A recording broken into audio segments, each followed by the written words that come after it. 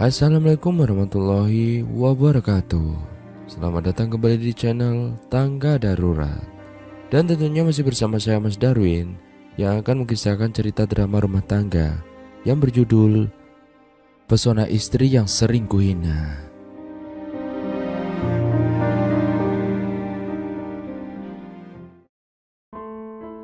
Ketika seorang sudah memutuskan untuk berumah tangga, pasti sering terjadi di mana istri diberi pilihan untuk fokus mengurus suami dan juga rumah tangga, atau tetap mau menekuni karir atau pekerjaan yang sedang dijalaninya. Kebanyakan istri dipaksa atau terpaksa untuk tidak egois dan mengalah untuk tidak mementingkan urusan sendiri, dikarenakan sudah menikah dan harus fokus pada tanggung jawab seorang istri. Walau saat itu karir atau hasil yang didapatkan oleh seorang istri dari pekerjaannya tidaklah sedikit. Dan ini terjadi pada Laras, seorang penyanyi yang karyanya sedang naik daun. Dia tengah bersinar karena lagu dan videonya yang melejit. Tak butuh waktu lama bagi Laras untuk dikenal dan disukai banyak orang. Namun, sayapnya yang sedang berkibar harus redup dan menekuk karena Fajar, suaminya yang baru saja menikah dengannya beberapa bulan, mulai protes dengan kesibukannya sebagai artis sekaligus penyanyi. "Kamu mau sampai kapan kayak gitu?" tanya Fajar. Dia berdiri seraya memakai jam tangan. Laras di depan cermin menatap suaminya santai sambil memakai lipstik. "Kayak gitu gimana maksud kamu?" "Ya kayak gitu, sibuk tiap hari. Setiap hari aku pulang kerja kamu pasti gak ada di rumah. Aku juga pengen tahu, pulang kerja capek-capek lalu disambut sama istri." Laras menarik nafas panjang, lalu berbalik menatap Fajar meminta pengertian. "Sayang, aku juga ada kerjaan. Maafin aku ya kalau aku sering gak ada saat kamu pulang kerja. Tapi kamu tahu sendiri kan apa kerjaan aku. Hari ini aku ada jadwal manggung. Mungkin pulangku bakal malam lagi. Kita kan sepakat nabung banyak buat calon anak kita nanti, ya kan?" Fajar memalingkan pandang.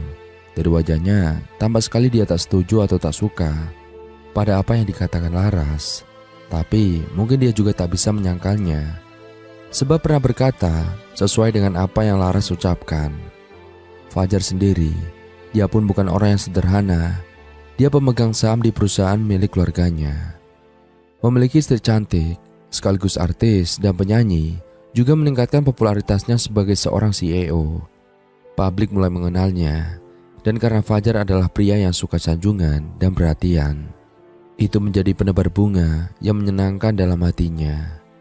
Keluhan Fajar dari hanya sekedar bicara dan sindiran halus, perlahan mulai menjadi protes yang selalu berujung pada pertengkaran antara dia dan Laras. "Mas, tolong ngertiin aku ya. Aku lagi dapat banyak iklan. Dan popularitasku juga lagi bagus. Sayang banget kalau aku harus ninggalin pekerjaanku," kata Laras. Dia berjalan mengejar suaminya yang melangkah cepat ke pintu keluar.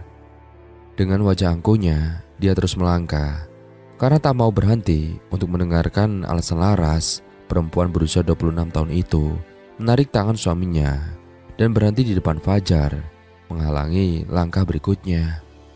"Mas, kamu dengar kan penjelasan dari aku? Aku udah muak, Laras. Kamu terlalu fokus sama karir kamu, tapi kamu gak bisa fokus buat jadi istri. Aku kasih kamu pilihan. Kamu pilih nerusin karir kamu, atau kamu pilih pernikahan kita." Laras terdiam. Dia melongo mendengar pertanyaan suaminya. "Bingung, gak bisa jawab. Aku kasih kamu waktu sampai aku pulang kerja. Pikirin baik-baik." Kemudian Fajar melenggang pergi, naik ke mobilnya meninggalkan Laras di tengah rumah dengan perasaan gundah. "Jadi Fajar marah sama lo karena dia menganggap lo gak ngelakuin kewajiban lo sebagai istri?" tanya Vienna. Dia adalah ibu muda satu anak. Suaminya pun pengusaha sukses dan tak akan pernah membuat Vienna kekurangan uang di ATM. Sekaligus, yaitu sahabat Laras dari zaman kuliah. "Iya, gue kayak gini tuh buat masa depan gue sama dia gitu loh. Maksud gue, mumpung masih muda dan bisa kerja, cari duit dan belum ada anak-anak. Jadi nanti pas sudah ada anak, semua terjamin," kata Laras. Dia duduk bertopang kaki sambil mengaduk-aduk minumannya dengan wajah tak tenang. Sebagai seorang sahabat, Vienna paham betul apa yang dibicarakan oleh Laras. Dia sebagai perempuan memang banyak kerumitan bila mengandalkan hasil dari suami saja. Apalagi jika suaminya ternyata lelaki mampu, tapi pelit dan perhitungan. Vienna menegakkan posisi duduk, bersandar pada kursi. Di puncak karir lo emang sayang banget sih Ras, kalau ditinggalin gitu aja. Tapi kalau sekiranya Fajar sebagai suami mampu dan sangat bisa diandalkan buat kebutuhan lo, dari pribadi dan segalanya, lo harus pikirin keinginan Fajar juga. Laras melihat sahabatnya, dia masih bingung. Saran gue ya Ras, coba deh lo pikirin baik-baik. Ya meskipun nanti lo harus ninggalin dunia karir lo, gak langsung ngilang gitu aja kan. Suatu saat lo bisa kok muncul ke permukaan lagi. Suara lo itu masih sama, bakat nyanyi lo juga gak akan hilang. Pintu rumah dibuka oleh Fajar. Selamat datang di rumah sayang, seru Laras yang menyambut Fajar dengan rentangan tangan penuh senyuman. Fajar cukup terkejut, dia hampir terlena kalau tidak ingat ucapannya tadi pagi. Jadi kamu udah mutusin? Tanya Fajar mengacuhkan sambutan pelukan dari Laras. Walau pelukannya tidak disambut, Laras tetap mendekap Fajar. Udah? Apa? Iya, aku bakal turuti kemauan kamu. Tapi kalau suatu saat aku pengen berkarir lagi, boleh kan? Fajar tampak memikirkan sampai Laras memasang wajah diimut-imutkan karena memohon. Selama aku masih bisa menghidupi kamu dengan jerih payah aku tanpa kamu kekurangan, kamu gak perlu mikirin itu lagi, ujar Fajar. Walau jawaban Fajar tidak sesuai dengan harapan Laras, dia merasa senang dengan jawaban suaminya. Laras mengambil tas Fajar dan melepaskan jasnya. Mau makan malam di luar atau mau aku masakin pasta? Tanya Laras. Fajar duduk di kasur dan melepas jam tangannya. Masakin sama kamu aja, aku capek, pengen di rumah. Laras mengangguk sambil tersenyum lebar. Dia lalu turun tangga untuk menyiapkan makan malam mereka. Kehidupan awal bagi Laras yang fokus untuk mengurus suami berjalan baik. Fajar sering pulang membawa buah tangan untuk Laras, kadang bunga, kadang makanan kesukaannya, dan terkadang hadiah tas atau apapun yang selalu bisa menyenangkan hati sang istri.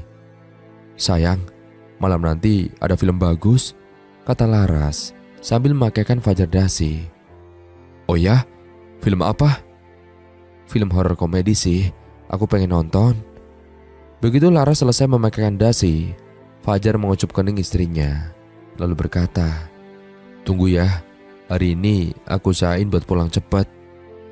Senang, Laras tersenyum mengangguk. Fajar memenuhi janjinya untuk pulang cepat. Hal itu membuat Laras makin senang. Seraya berjalan bergandengan tangan, layaknya pengantin baru yang kencan lagi. Laras berpikir, kehidupannya akan baik-baik saja seperti ini, walau dia tidak meneruskan karirnya. Namun, semanis-manisnya hubungan, ada masa sesuatu yang biasa terasa manis akan jadi biasa saja. Di saat malu-malu, canggung juga akan berubah tanpa pamrih, begitu dengan masanya datang. Untuk pertama kalinya, Fajar memprotes masakan Laras dengan kata-kata yang tak butuh pikir panjang. Kamu kalau masak, kok selalu banyak banget ya micinnya? Emang gak bisa gitu, micinnya dikurangi? Laras terkejut. Dia yang baru saja duduk dan akan makan malam bersama seperti biasa, jadi sedikit sedih. Biasanya juga aku masak segini takaran bumbunya. Kamu juga gak pernah komplain, kata Laras yang menahan rasa tak enak di hati. Ya makanya ini aku komplain biar kamu tahu, balas Fajar. Iya, besok aku kurangi micinnya, ucap Laras mengalah. Tak hanya itu saja, berlanjutnya hari dan waktu, Fajar mulai komplain pada penampilan Laras. Kamu itu loh, pakai baju-baju itu aja. Laras terpaku dan melihat bajunya sendiri. Ini aku pakai ketiga kalinya dari awal pas kita nikah 1 tahun lalu, Mas. Bersolek dan pakai pakaian yang menarik di depan suami, itu juga salah satu cara buat nyenengin suami di rumah, kata Fajar, tak mendengarkan alasan Laras. Tak mau banyak berdebat, Laras memilih diam.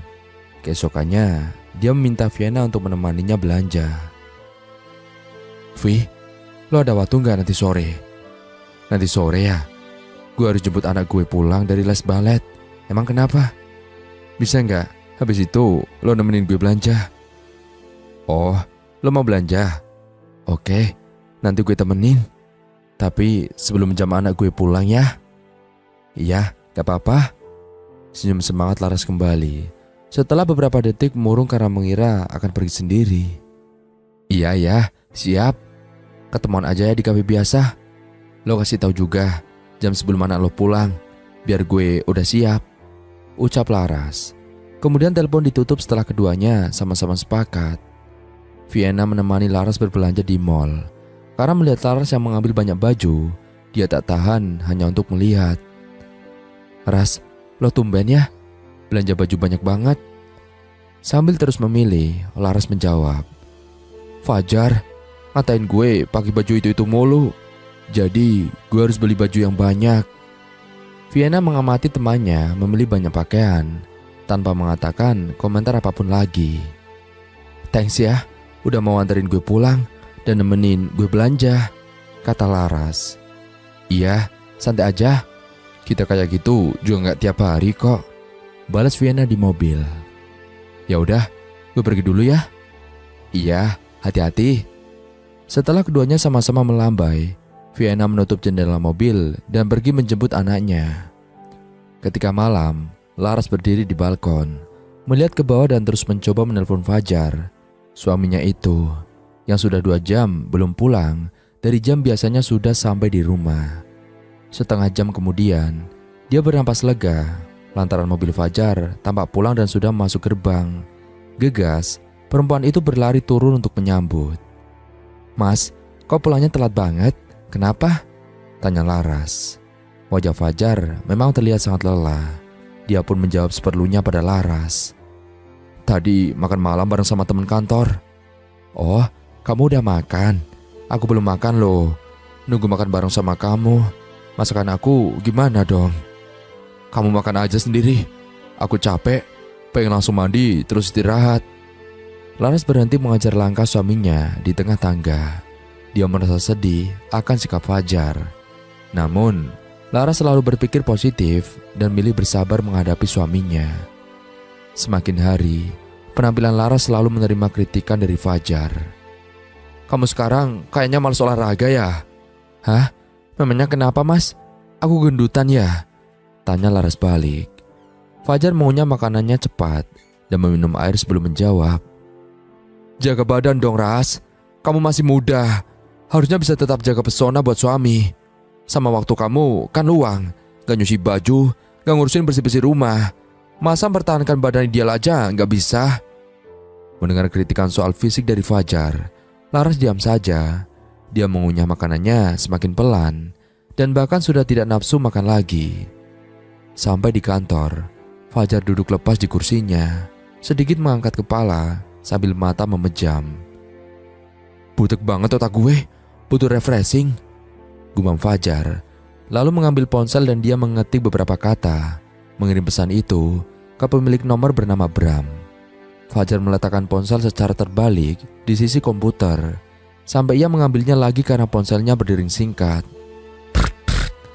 Bram membalas pesannya. Oke, gue tunggu di acara reunian ya, lo bawa istri nggak? Fajar membalas, enggak, gue sendiri. Di rumah, Laras yang memakai dress piyama tidur berdiri di pintu dan menatap heran suaminya yang berpenampilan rapi. Kamu mau kemana mas?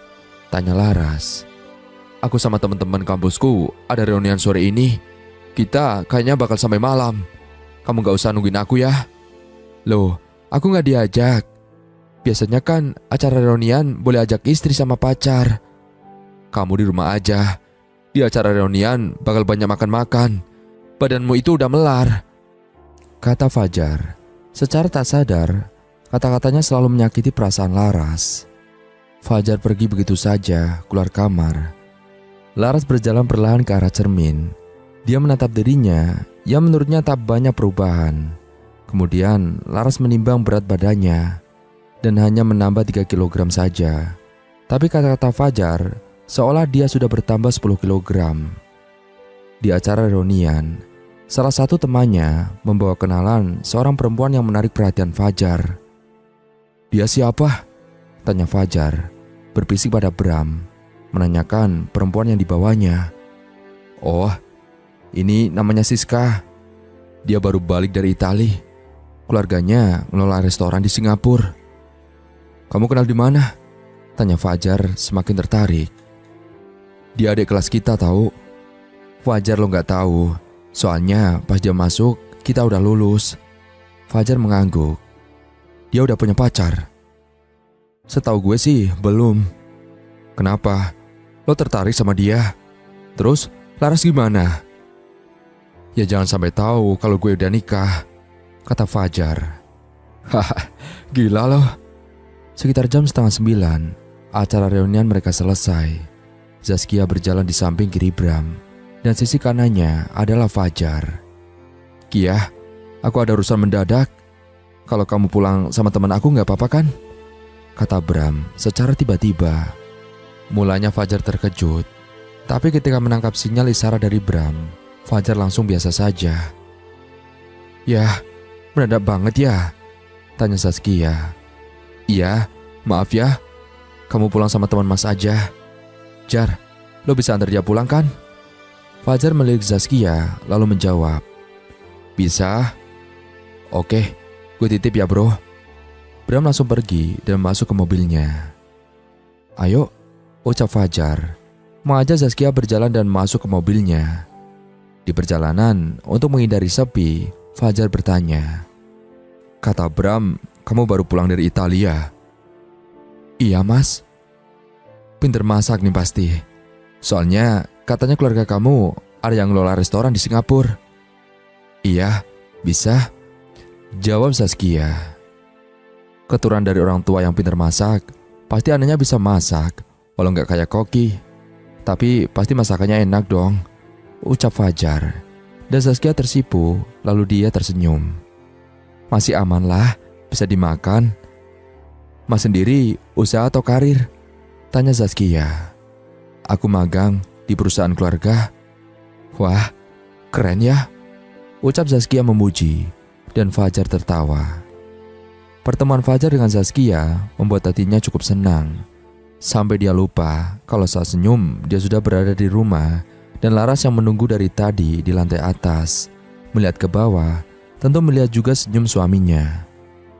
Sebagai wanita yang selalu dapat kritikan dan klaim tidak bisa menghibur suaminya sekarang, jelas tahu senyum Fajar bukanlah untuknya. Dengan wajah curiga, dia menunggu Fajar naik ke lantai 2. Baru pulang mas? Fajar terjaga. Ia sempat menghentikan langkahnya di ujung tangga terakhir. Jam 12 malam kamu baru pulang reunian? Tanya Laras lagi. Reuni teman kampus itu gak selalu bisa diadain. Gak semua bisa hadir juga. Wajarlah kita ngeluarin banyak waktu buat ngobrol dan kenang masa lalu, jawab Fajar. Terus tadi aku lihat kamu senyum-senyum sendiri mas, kayak bahagia banget, ujar Laras. Kamu tuh kenapa sih? Perihal orang senyum aja dipertanyain. Kamu pengennya aku murung terus, cemberut gitu. Udah, aku capek. Besok pagi juga harus kerja. Gak usah cari ribut. Setelah mengatakan itu, Fajar masuk ke kamar, meninggalkan Laras di luar yang justru perasaannya makin tak karuan. Laras jelas tahu ada sesuatu yang tidak beres dengan suaminya itu. Namun, dia yang setiap hari di rumah dan tak punya bukti, tak bisa berbuat apa-apa selain menguatkan rasa sabar. Seminggu kemudian, saat Fajar mengakhiri sesi meeting, saat satu persatu orang meninggalkan ruang rapat, ponsel Fajar bersuara menerima pesan dari Zaskia. Ada waktu? Fajar tersenyum dan membalas. Kenapa memangnya? Mau makan siang bareng? Fajar langsung mengiyakan. Vienna sedang makan siang bersama Ana dan suaminya. Anak Vienna yang sedang makan makanannya melihat seorang yang ia kenal sedang bersama orang lain. Sepatutnya anak kecil, anak Vienna pun memberitahu orang tuanya dan menanyakan, Mah, itu bukannya Om Fajar? Vienna dan suaminya menoleh ke arah yang ditunjuk putrinya. Loh, iya itu Fajar. Tapi dia nggak sama Lara sih. Dia sama siapa ya? Kamu kenal gak? Tanya suami Vienna. Aku nggak tahu, jawab Vienna. Dia pun sama bingungnya. Rekan kerja kayaknya, lanjutnya. Dia mencoba acuh, tapi Vienna sudah menangkap foto Fajar dan Saskia yang tengah makan. Diperhatikan, obrolan keduanya tidak selayaknya hanya rekan atau kolega saja. Dari tatapan Fajar, juga wanita itu, Vienna seakan menangkap kalau keduanya tengah pendekatan. Dan rupanya, pikiran Vienna juga tidak jauh berbeda dengan suaminya. Coba kamu tanyain ke Laras, dia tahu cewek itu enggak?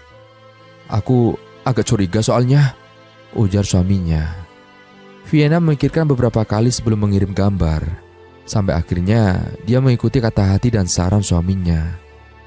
Laras yang sedang menonton TV, melihat layar ponselnya menyala di atas meja. Dia mengambil untuk melihat siapa yang mengirimnya pesan.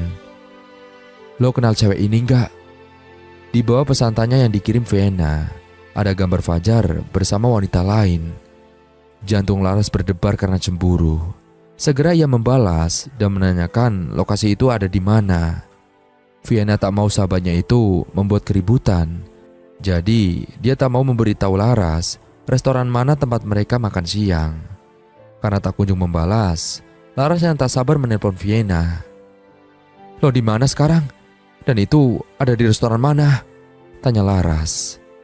Sabar dulu Ras. Takutnya itu memang koleganya aja. Coba lo tunggu dia pulang. Habis itu lo tanyain baik-baik, saran Vienna. Suami Vienna sembari menyuapi putrinya, mendengarkan dan melihat istrinya bicara. Gue gak ngerti lagi nah, ujar Laras. Dia memijat pelipis sambil menahan rasa sakit di hati. Iya, gue paham, tapi jangan gegabah dulu. Gue gak mau ya lo sampai datang ke sini, terus tahu-tahu marah-marah lagi. Dan ternyata mereka gak ada apa-apa, cuma lagi bicara aja soal kerjaan. Nanti lo sendiri yang malu kan? Dan pastinya Fajar juga bakal marah.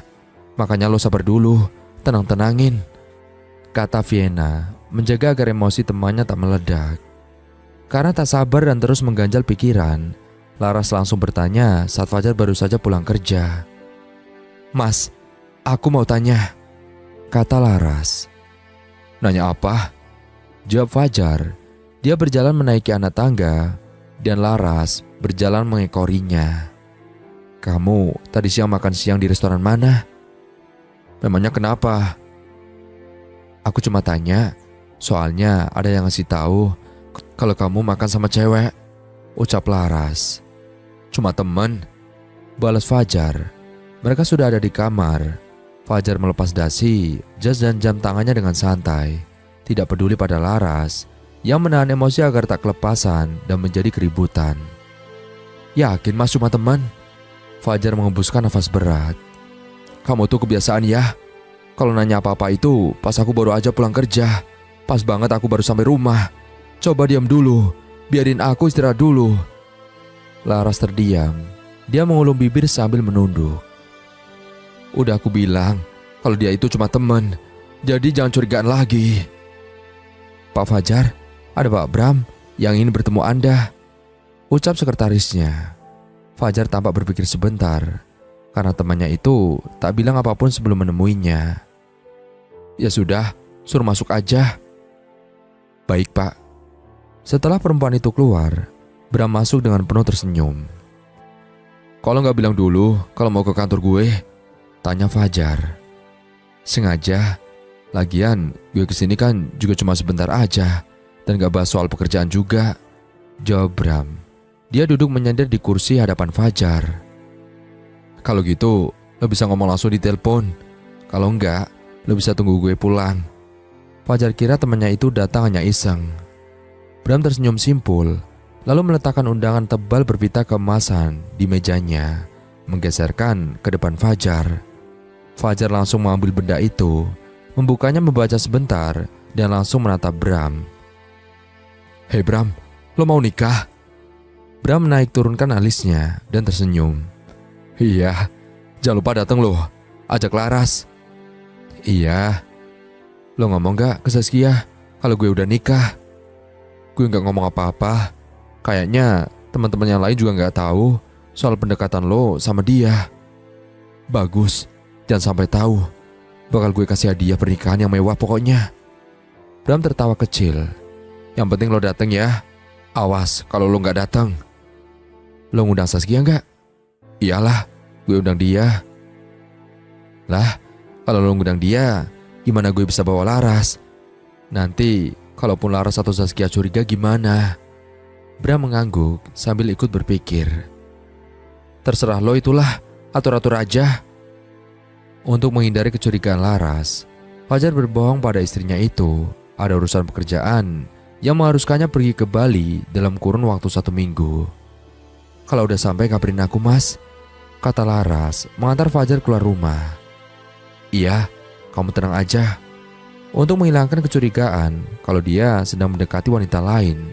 Pertama kalinya, dalam jangka waktu yang lama, Fajar bersikap romantis dan hangat pada Laras. Dia mengucup kening Laras, mengusap belakang rambutnya. Aku berangkat. Laras yang selama ini diperlakukan dingin, tiba-tiba Fajar bersikap hangat padanya dan jelas dia sangat senang. Hati-hati ya mas, cepat pulang. Pada kenyataannya, Fajar pergi ke hotel dan menginap di sana dalam beberapa hari sampai pernikahan Bram tiba. Di hari pernikahan Bram, di pestanya, Fajar bertemu Saskia. Wanita yang seusia dengan Laras itu memakai dress putih. Bagian pundaknya terbuka, membuatnya sangat cantik. Semua para tamu undangan memakai gaun putih. Begitu juga jas para pria, dikarenakan waktu itu Bram dan mempelainya memakai gaun dan pakaian hitam yang penuh pernak-pernik. Aturan berpakaian tersebut dibuat supaya pengantin lebih mencolok dan terlihat seperti raja dan ratunya di acara. Saat sesi melempar ikatan bunga, semua orang yang belum menikah atau tengah menjalin hubungan bertunangan saling mengambil posisi untuk meraih bunganya. Dan gilanya, Fajar yang sudah menikah justru di barisan itu bersama Saskia. 1, 2, 3. Saat pembawa acara selesai menghitung, bunga terlempar ke belakang dan secara kebetulan itu ditangkap oleh Saskia. Semua orang bertepuk tangan, termasuk Fajar. Senang bisa menangkap bunga, perempuan itu memeluk Fajar secara tak sadar. 2 hari sesudah acara tersebut, Bram menggugah video di kala pesta pernikahannya. Ketidaktelitian Bram yang sedang dilanda hari kebahagiaan justru tak sengaja ikut merekam Fajar bersama Saskia yang tampak saling berdiri berhadapan. Di video itu, memang putarannya cukup cepat dan hanya 1 detik mereka berdua terlihat. Namun dalam rekaman yang diunggah, Fajar tak hanya sekedar bercakap bersama Saskia, tapi menggandeng tangannya juga. Menjadi masalah, sebab Bram lupa bila di IG dia pun saling ikuti dengan Laras. Alhasil, Laras yang kebiasaan setiap hari di rumah dan pastinya sering memegang HP, membuka sosial media dan melihat video itu. Gila ya, Mas Fajar. Bisa-bisanya dia nggak ngajak aku dan malah berduaan mesra sama cewek lain.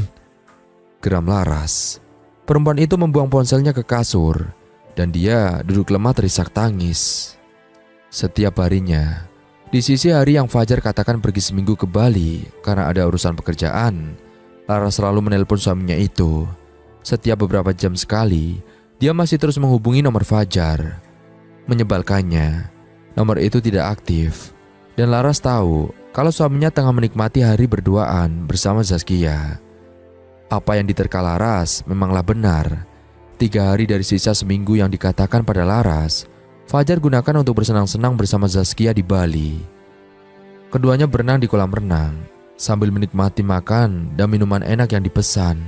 Sementara di rumah, Laras menahan mati-matian rasa sesaknya sendirian. Kia, sejauh yang udah kita lewati sama-sama, kamu mau nggak jadi pacarku? Tanya Fajar. Saskia yang memang juga sudah menaruh hati pada Fajar jelas menerimanya. Dimulai hari itu, mereka menjalani perselingkuhan. Hal yang sangat dibenci oleh para kaum istri sah karena paling banyak mendapat korban. Hari kepulangan Fajar sangat dinanti oleh Laras. Ketika Fajar pulang, membawa beberapa oleh-oleh dari Bali, termasuk baju pantai, Laras memaksakan diri tersenyum. memutuskan untuk menunda amarahnya.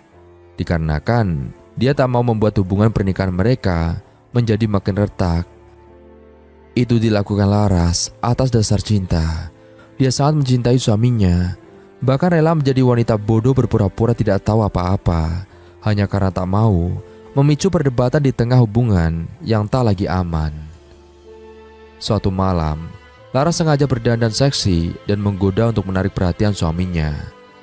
Laras duduk di sisi kasur dan berpura-pura bermain ponsel. Akan tetapi, Fajar hanya tersenyum dan mencium pipi Laras dan tidur. Memang, ketika seseorang sedang menyembunyikan sesuatu yang busuk, harus selalu wangi agar tak dicurigai. Seperti Fajar pada Laras, dia harus bersikap lebih manis agar pengkhianatannya tak terendus. Sayangnya, Laras sudah tahu. Dia bersikap tak mengetahui apapun, hanya untuk menjaga rumah tangganya tetap damai. Dan puncaknya, Laras sudah tak bisa menahan lagi. Pada malam berikutnya, saat Fajar sudah naik ke ranjang duluan, perempuan itu berucap, "Mas, aku pengen punya anak." Sontak, Fajar terkejut dan tak setuju. "Punya anak?" tanya Fajar, seolah aneh mendengar permintaan istrinya. Melihat ekspresi wajah Fajar yang begitu tak biasa, menaikkan emosi Laras. "Iya, kenapa? Kita suami istri kan? Nikah juga udah lama. Jadi, apa ada masalah sama keinginan aku buat punya anak?" "Ya, enggak. Cuma aku belum siap." "Kenapa? Setelah pernikahan kita hampir 3 tahun dan ekonomi di atas kata cukup, kamu belum siap?" "Pokoknya aku belum siap, Laras. Aku masih banyak kerjaan yang nantinya bakal sering pergi-pergi terus ninggalin kamu. Aku gak mau. Tunggu kerjaan aku sedikit santai. Nanti kita bicarain soal ini ya." Fajar meraih tangan istrinya, mengusap punggung tangan wanita itu dengan lembut, berharap Laras akan mengerti dan mau. Namun, Laras yang sudah tak kuat lagi dengan kecurangan Fajar, menepis tangan Fajar dan menatapnya serius. "Kamu bakal pergi-pergi terus karena kerjaan atau karena kamu mau pacaran?" Mata Fajar menyipit. "Apa? Udah berapa lama kamu tutupi hubungan kamu sama wanita itu? Emangnya kamu pikir aku gak tahu? Kamu bilang kamu pergi ada kerjaan di Bali. Nyatanya kamu datang ke acara nikahan teman kamu sama cewek itu. Kamu pikir aku gak tahu? Selama ini aku bertahan, Mas, dan pura-pura gak tahu apa-apa karena ngejaga hubungan kita. Tapi kamu malah terus-terus bohongi aku tanpa kasihan. Bahkan saat aku mau minta punya anak aja, kamu gak bisa karena kamu masih pengen pacaran kan sama cewek itu?" "Iya, aku akui semua itu iya." Pagi Fajar sudah tak bisa diam saja menerima segala amarah Laras. "Sekarang mau kamu apa? Aku akui itu semua, Laras." Laras menggeleng, matanya berlinangan tak menyangka. Suaminya bukannya akan minta maaf, tapi justru malah menantangnya ingin apa. Murka, Laras keluar dari kamar sambil menangis dan masuk ke kamar lain.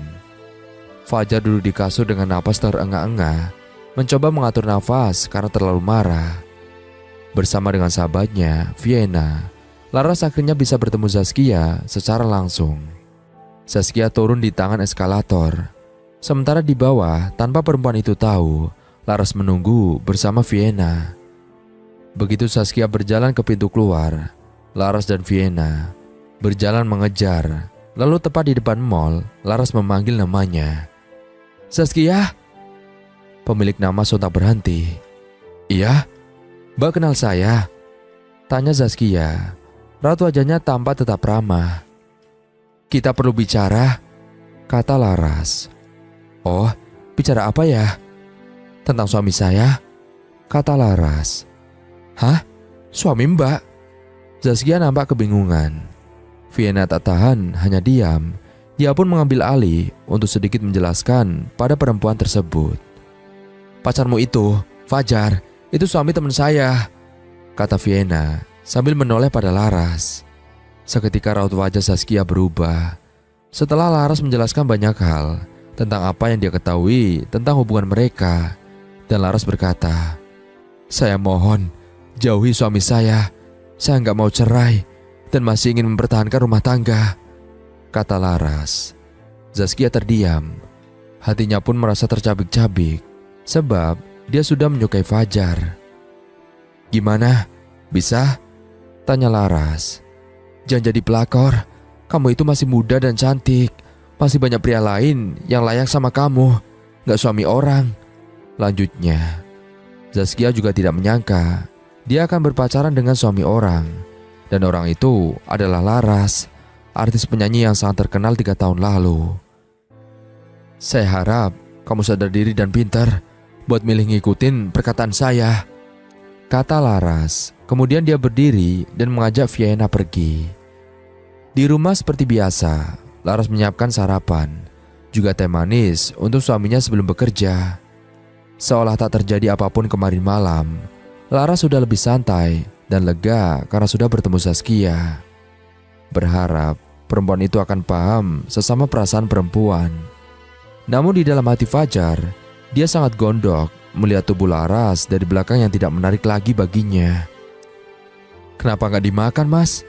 Tanya Laras. Fajar tak menjawab.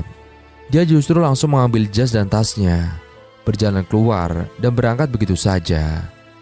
Melihat suaminya begitu, Laras tetap mencoba sabar.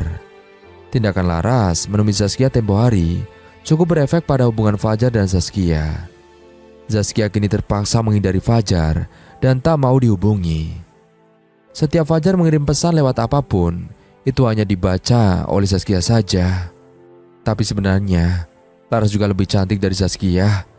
Tinggi badannya pun lebih tinggi dari Zaskia. Dan tubuhnya memang sedikit berisi.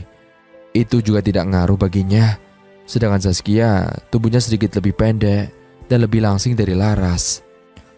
Dari Zaskia dan Laras, mereka memiliki keunggulan masing-masing dalam karir. Zaskia adalah anak dari pengusaha dan koki sukses. Begitu juga dirinya yang kini sedang mengatur pembukaan restoran miliknya sendiri. Malam ini, Fajar sedang resah. Dia berdiri menyender tembok di dekat akuarium besar miliknya, sambil terus-terusan menelpon Zaskia. Angkat ayo, angkat, gumam Fajar. Namun sayang, Zaskia tak menanggapinya. Sementara itu, tanpa sepengetahuan Fajar, Zaskia sedang menyalurkan rasa sedih dan kekecewaannya di diskotik. Dia minum di bar sambil melihat-lihat orang yang tengah bersenang-senang di sana. Ponselnya terus berdering, tapi Zaskia hanya bisa melihat layar ponselnya saja. Saat mabuk, perasaan emosi yang tertahan perlahan-lahan bisa ia luapkan. Dia menatap fotonya bersama Fajar, kemudian menangis sambil menunjuk-nunjuk ke layar HP tepat di wajah Fajar. Sialan loh, udah bohongin gue. Di saat gue udah suka dan sayang beneran sama lo, ternyata lo suami orang, umpatnya. Zaskia kemudian menunduk, menelungkupkan wajah di meja, menangis. Sesaat gadis itu mengangkat wajah, tapi sorot mata yang sedih dan raut wajah murungnya berubah menjadi datar. Pak, 2 hari lagi ada jadwal pertemuan di Sumatera, kata sekretarisnya. Iya ya, saya ingat, kata Fajar merasa diganggu. Setelah mengingatkan Fajar, sekretaris tersebut pamit untuk undur diri. Fajar berpikir apa alasan Zaskia menjauhinya. Dia menelpon kekasihnya sekali lagi dan untuk kali itu Zaskia menerima panggilan. Halo Zaskia, kamu kemana aja? Dari kemarin-kemarin aku hubungi kamu terus, tapi gak bisa, tanya Fajar. Senang sekaligus penasaran ingin dapat jawaban. Kita ketemu aja, nanti aku ceritain, jawab Zaskia. Sekitar jam 5:30 petang, Zaskia dan Fajar bertemu di restoran. Zaskia menceritakan alasan ia menjauhi Fajar, dan itu semua Zaskia lemparkan pada Laras. Dia hasut pria itu agar membenci istrinya. Aku minta maaf ya, udah bohong sama kamu selama ini. Memang aku akui aku udah nikah, tapi pernikahan ini sama sekali gak bahagia, ujar Fajar. Terus, langkah kamu berikutnya gimana? Fajar tidak bisa menjawab, tapi dia memeluk Zaskia dengan berpikir. 2 hari lagi, aku ada urusan buat kerjaan di Sumatera. Kamu mau temenin aku gak? Tanya Fajar. Zaskia yang sedang dipeluk langsung menahan dan membuat batas. Kamu yakin mau ajak aku? Yakin dong. Mau ikut gak? Gimana kalau istri kamu tahu? Aku juga pengen kejelasan di hubungan ini, kata Zaskia. Kamu sabar ya, aku lagi bikin semuanya, balas Fajar. Beberapa hari kemudian, loh, Mas, kamu mau kemana? Tanya Laras dengan bingung melihat Fajar yang biasanya membawa tas atau koper kecil sesaat akan bekerja, kali ini justru menarik koper besar untuk bepergian. Mas, jawab Mas. Laras meletakkan semangkuk sayurnya yang baru saja dia masak dan berlari mengejar suaminya. Mas Fajar, aku ada kerjaan, mau ke Sumatera, jawab Fajar secara cepat.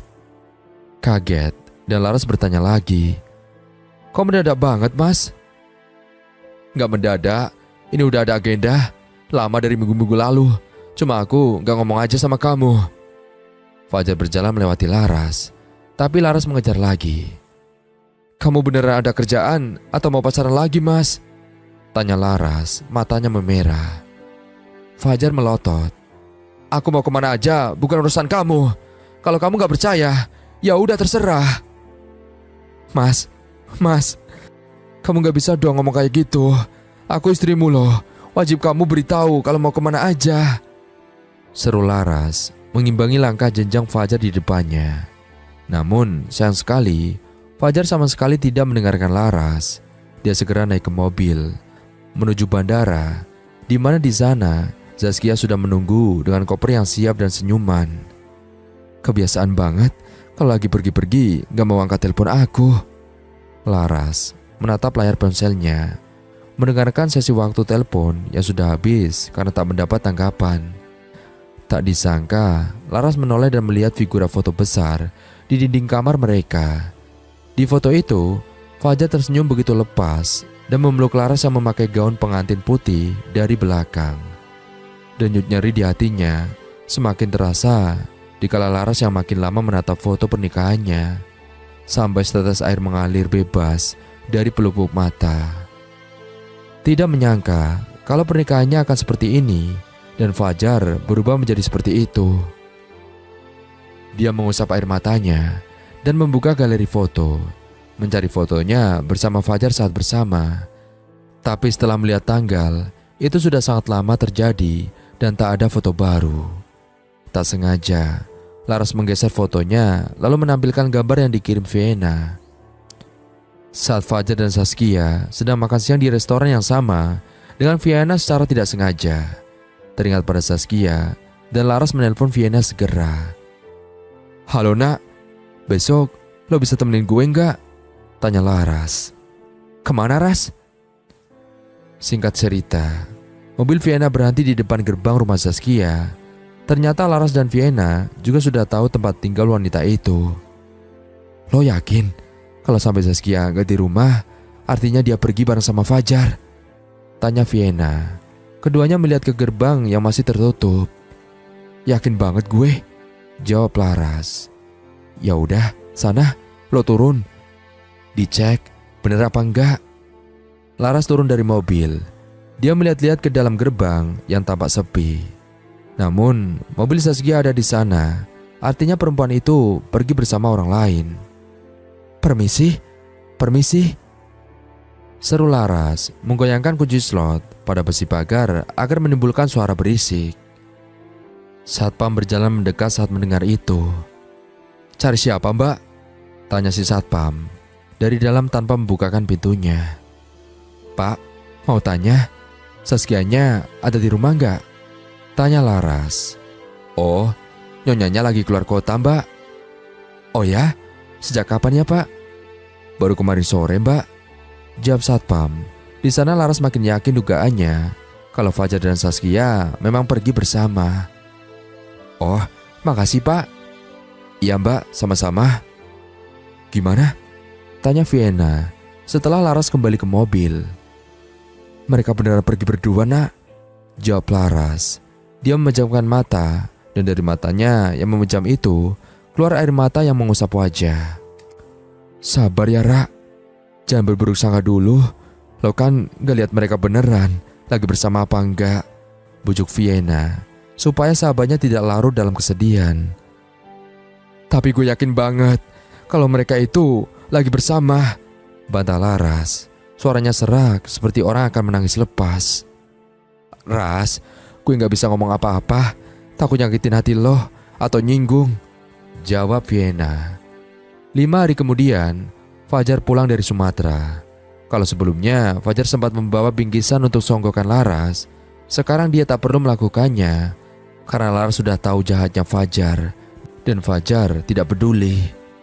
Saat Fajar kembali ke kamar, Laras tak menyambutnya lagi seperti biasanya. Dia duduk di atas kasur seraya membaca buku. Baru pulang sayang? Tanya Laras tanpa menoleh sedikit pun. Fajar cukup heran dengan sikap Laras, tapi dia acuh dan melepas pakaiannya untuk mandi. Saat angin tipis membawa aroma parfum lain dan sampai terhirup oleh Laras, dia meletakkan bukunya lalu berkata, "Udah seneng-senengnya? Mau mulai lagi? Apa sih maksud kamu itu?" tanya Fajar. "Ya udah seneng-senengnya. Kerja sambil kencan atau belum madu sama pacar?" "Laras, aku masih capek. Jangan mulai ya," Fajar berkata tegas. Tapi kemudian bergeming saat Laras menunjukkan layar ponselnya. "Mau ngeles apa lagi? Pacar kamu aja ngunggah kebersamaan kalian di sosmed kok." Fajar kaget karena untuk mengunggah foto Zaskia tidak pernah bilang sebelumnya. Pikir Fajar, artinya Zaskia tidak takut apapun sampai mengunggah foto dan memberitahu banyak orang tentang kedekatan mereka yang sebenarnya. "Seneng?" tanya Laras lagi. "Oh iya, seneng banget," balas Fajar ikut menantang. "Kamu gak malu? Masih jadi suami aku tapi malah punya pacar. Di-up di sosmed lagi." "Justru aku malu punya istri kayak kamu," pakik Fajar. Terkejut, Laras mendengar jawaban Fajar. "Kamu coba contoh Zaskia. Dia cewek, usianya juga gak jauh beda sama kamu. Dia jaga badan, jaga kesehatan, penampilan selalu oke dan enak dipandang. Sedangkan kamu, kerjaan kamu cuma makan, tidur, main HP, dapat duit dari aku. Enak banget hidup kamu. Tapi buat suami bahagia dan penampilan menarik aja nggak bisa. Loh, kamu yang nyuruh aku buat nggak kerja lagi. Kamu juga yang nyuruh buat aku fokus ngurus keluarga. Tapi yang diurus malah nggak tahu diri," balas Laras. Berderai air mata tak mau kalah. Sadar diri Laras. Kalau aku bahagia sama kamu, rumah tangga kita akan baik-baik saja. Aku cuma minta sama kamu buat tetap jadi menarik, enak dipandang, bagian aku sebagai suami, bukan malah malas-malasan kayak gitu. "Cukup," teriak Laras. "Cukup mas, aku udah muak. Dan makasih atas hinaannya." Laras segera mengemasi barang-barangnya sambil menangis, dan Fajar berdiri menontonnya dengan tatapan tajam. Ketika Laras pergi meninggalkan rumah, Fajar tak ada sedikit pun niat mengejar, tapi dia membanting remote TV ke sembarang arah sebagai ungkapan kesalnya.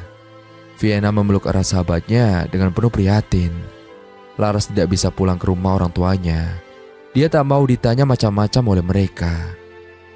"Sabar ya Ras, sabar," ucap Vienna. "Apa iya gue seburuk itu nak?"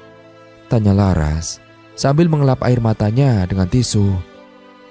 "Enggak kok Ras, enggak. Fajar aja yang gak bersyukur punya lo." Mulai dari itu, Laras sudah memutuskan tekad meniti karirnya lagi. Tidak sebagai penyanyi, tapi dia ingin menjadi artis agar bisa membuktikan pada Fajar bahwa visualnya tidak seburuk yang dia katakan. Laras menyewa rumah untuk 1 tahun awal karirnya. Dia sudah meninggalkan rumah yang ditinggalnya bersama Fajar dan tak pernah kembali semenjak hari itu. Fajar juga bersikap bodoh amat. Malah dia fokus pada hubungannya bersama Zaskia. Padahal mereka masih suami istri. Tapi keduanya sama-sama menjauh dan berjalan sendiri-sendiri. "Ya Allah, untuk hubungan ini aku serahkan kepadamu. Sebagaimana baiknya menurutmu ya Allah," ucap Laras ketika dia sholat. Laras mendapatkan informasi dari Vienna akan ada film atau drama baru yang masih membutuhkan casting untuk peran utamanya. Dan Vienna menyarankan Laras untuk ikut. Lo harus ikutan ini, Ras. Lo harus ikutan pokoknya. Tapi kalau nggak lolos gimana? Laras ragu. Jangan menyerah. Lo jangan sia-siain kesempatan. Coba aja dulu. Setelah panggilan dimatikan Vienna, Laras masih merenung dan berpikir. Dia juga tak yakin. Walau niat untuk membuktikan visualnya pada suaminya belum pudar. Saat Laras sedang membuka sosmed, dia tak sengaja melihat postingan Zaskia yang mengunggah foto Fajar sedang tersenyum sambil memegang bola salju. Rupanya mereka sedang asik berlibur. Melihat itu, Laras cemburu dan langsung menelpon Vienna. Nak, lo bener, lo gak boleh nyerah. Laras mengikuti semua sesi pemilihan pemeran utama atau tokoh. Saat di beberapa sesi, Laras lolos, tapi dia mendapat saran dari juri untuk diet dan menurunkan berat badannya sebanyak 5 kg kalau mau bertahan. Lo harus kuat, Ras. Lawan rasa cemburu lo. Mana temen gue yang dulu selalu ceria. Semangat ya. 5 kg doang, gampang, kata Vienna. Gampang? Lo aja nurunin 2 kg, ngomong ke gue, udah mau mati kelaparan, balas Laras. Dan di ujung telepon Vienna tertawa terbahak-bahak, memancing Laras untuk ikut tertawa juga. Semua sudah Laras jalani. Tinggallah di sesi akhir saat Laras ditantang juri untuk beradu akting dengan seorang pria yang digadang-gadang sangat memungkinkan menjadi lawan mainnya jika lolos nanti. Anggap aja dia adalah suami kamu yang lama gak ketemu dan dia adalah orang yang udah nyakitin kamu selama ini, kata juri. Laras dan pria bernama Rizky saling pandang dan entah kenapa Laras justru membayangkan kalau Rizky adalah Fajar. Lama gak ketemu, kata Rizky memulai dialog karena Laras terus menatapnya dan tidak memulai duluan. Iya, lama juga. Laras tersenyum sinis, mengisyaratkan ekspresi rasa marah yang selama bertahun-tahun. Gimana kabar anak-anak? Apa dia nanyain aku? Oh, anak-anak hidup damai sama aku. Nanyain kamu? Buat apa mereka nanyain sosok yang gak pernah mereka kenal? Balas Laras. Gak kenal? Aku itu ayahnya. Ayah mana? Ayah mana yang tega ninggalin anaknya yang lagi sakit demi kencan sama wanita lain? Aku minta maaf. Rizky mulai berakting lebih serius.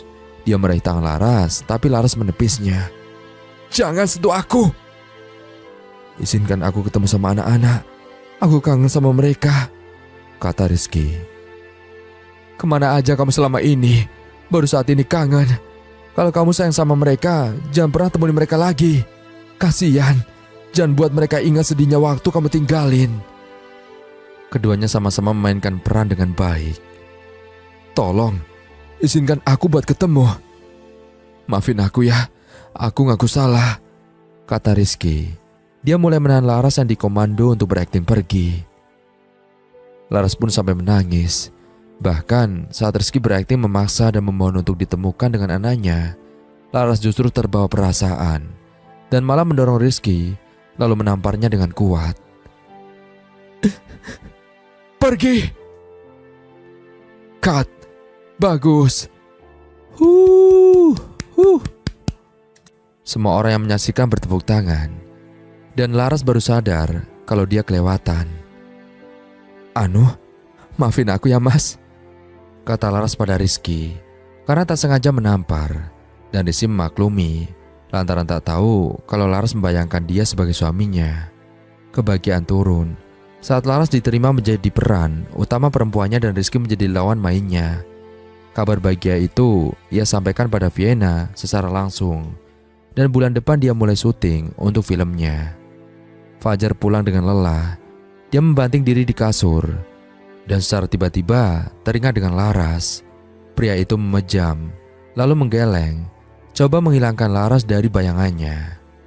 Di saat Laras sudah bermain film, dan filmnya akan segera diputar di bioskop, dia mulai menghadiri beberapa iklan untuk mempromosikan. Di saat yang sama, Fajar dan Zaskia sedang menonton TV di rumah yang dulu Fajar tinggali bersama Laras. Mereka berdua terkejut melihat Laras yang ternyata sudah maju sejauh itu. Itu Laras kan? Tanya Zaskia pada Fajar. Dan tidak dijawab. Oh, dia sekarang terjun lagi ke dunia entertain. Fajar diam saja. Tapi melihat itu hatinya tidak nyaman. Ketika film sudah dipasarkan dan mendapat cukup banyak tanggapan positif, nama para pemain atau artis baru pun naik, termasuk nama Laras. Sudah sekitar 1 tahun, Laras dan Fajar tidak bertemu dan tidak saling berkontak. Hal yang mengejutkan jatuh pada Fajar, di mana dia mengalami penurunan omset dan kesalahan dalam perusahaannya, yang membuat Fajar harus mengganti rugi uang pada beberapa oknum dengan jumlah besar dan terancam bangkrut. Dalam masa terpuruk seperti itu, dia menceritakannya pada Zaskia, berharap wanita itu bisa sedikit menenangkan pikirannya. Tapi apa yang didapat Fajar tak sesuai ekspektasi. Maaf ya mas, aku gak mau jadi wanita bodoh yang hanya hidup dengan cinta. Kalau kamu gak ada uang, gimana bisa ngidupin aku nanti kalau kita nikah? Sebelum kita terlalu jauh, mending kita putus aja sekarang. Pada faktanya, semenjak Zaskia mengetahui telah dibohongi oleh Fajar, perempuan itu pun berambisi hanya ingin memanfaatkan kekayaan Fajar saja. Di saat posisi Fajar akan jatuh bangkrut, sudah tak ada lagi yang bisa diharapkan oleh wanita itu. Zaskia! Fajar mengejar wanita itu, tapi Zaskia sudah pergi menaiki taksi. Saat Fajar pulang dan membuka pintu kamar, hal pertama yang dia lihat adalah figura foto pernikahannya di dinding kamar. Fajar terdiam, tangannya gemetar lalu mengepal. Selanjutnya ia ambruk, bersimbu di lantai dengan gerakan acak mencari-cari ponsel di saku, yang entah kenapa malah jadi susah diambil. Malam hari, kabar terancam bangkrutnya perusahaan Fajar diberitakan oleh sosial media. Laras yang mendengar hal itu menjadi iba dan teringat pada Fajar. Halo Ras, lo udah lihat berita di TV? Tanya Vienna. Udah, gimana perasaan lo? Seneng suami lo dapat karma? Enggak juga nak, gue bingung. Selama ini gue berusaha buat merjuangin dia, pengen buktiin kalau gue gak seburuk kata-katanya. Tapi dia kayaknya udah bener-bener ngelupain gue. Kayaknya emang rumah tangga gue gak beruntung, ujar Laras berkecamuk. Gue bakal dukung apapun keputusan lo Ras, kata Vienna. Laras mengingat saat dia ditantang akting, dia dan Fajar belum punya anak.